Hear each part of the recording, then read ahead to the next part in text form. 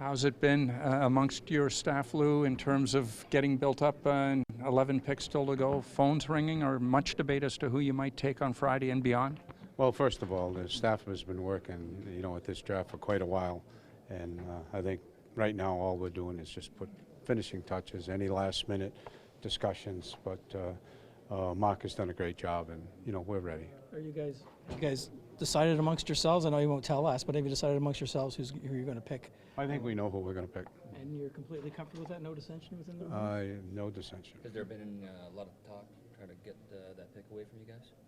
Oh, I wouldn't get in any discussions about any type of talk with other teams. Right now we'll be picking. So you wouldn't say that you'd be fielding offers? Pardon me, I wouldn't say anything other than we'll be picking our picks unless something changes. What does this pick mean to this team and this rebuild at this time? Well, there's no question. Anytime you have the ability to pick the best player in a draft, in your opinion, it means quite a bit. In other words, you're not waiting for someone else to take a player. So there's no question we expect a lot out of the player that we're getting, but certainly not right away. I think that we have to respect this game in the National Hockey League and the ability of the players, that you're taking an 18-year-old and to expect him to do wonders, it's not fair. Speaking of 18-year-olds, I know you're a big guy that you don't want your rookies to be front and center a lot. You have a chance to have three fairly important rookies on your team this year. How do you manage their time, manage their publicity, manage the pressure on those guys? Well, I think we've had some experience with that with some players in the past, and certainly Mike has, and certainly Brendan was one of them, a year. So I think we'll do the best job we possibly can with that, and we'll ask the cooperation out of you people with that also. What kind of pressure will there be for a potentially American-born or Finnish-born player to be the face of a Canadian franchise? I don't think there's any player that's going to be the face of this franchise. The logo will be the face of this franchise. You were here in 1991 and you picked third overall with another team's pick. You talk about, underline how important it is when you're in this position to use that pick and develop and go on from there with that player. I don't understand the question. Well, back here in 91 in this city, Right. you picked Niedermeyer Right. with another team's pick. Right. It's important to obviously get to this position, hang on to that pick, and develop it.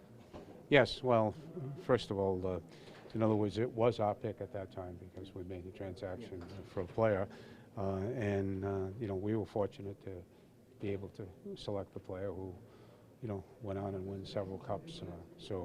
You always want success with that player, but once again, no one player is going to. He was fortunate, Scotty, to have some of the players that we've had, in that organization in New Jersey. So we hope that with the young players we have and the players we're acquiring, that we're able to put a solid franchise together. When you've had a top pick like this in the past years, have you ever told them that you're going to take them if they're available at that spot? Pardon me?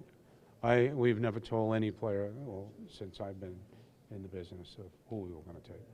You've got a lot of picks on Saturday. When this draft is said and done and you look back at it, say, 3 or 4 years from now, how many of these dozen players what would be success for you looking back? 3 guys making it? All of them making it? What do you want? I wouldn't even want to guess.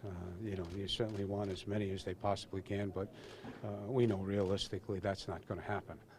So right now we're just focused on doing the best job we possibly can to develop them into what their abilities are, and just put the best possible team we can together. I gather you talked a fair bit about the expansion rules, the draft rules. Are you guys comfortable with where the Leafs are going to be settled in a year from time? Yeah, we're as far as I'm concerned, we're in excellent shape as far as the expansion. Lou, has the expansion rules and them being announced yesterday and now officially knowing what you can protect, has that changed the dynamic here as far as people looking to draft and looking to trade before that becomes a reality? I have not heard any conversation, right to that point. But I'm certainly, certainly behind each and every mind of every team. They're going to be, looking forward and, making whatever moves they possibly can for that. But certainly it's early. There's plenty of time. With Frederick Anderson and the picks you're going to make in the next couple of days, is this becoming a franchise that's going to be desirable, more desirable to free agents as time goes on? Oh, I don't think that there's anything that the franchise should not look at, as I've said all along.